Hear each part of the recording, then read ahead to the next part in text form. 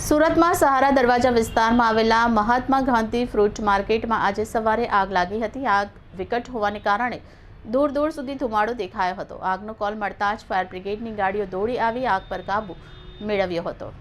મળતી માહિતી મુજબ પ્લાસ્ટિકના બેરેકમાં આગ લાગતા જ આગ ઝડપથી ફેલાઈ ગઈ હતી। પ્લાસ્ટિક સામગ્રી હોવાના કારણે આગે ભીષણ સ્વરૂપ ધારણ કર્યું હતું।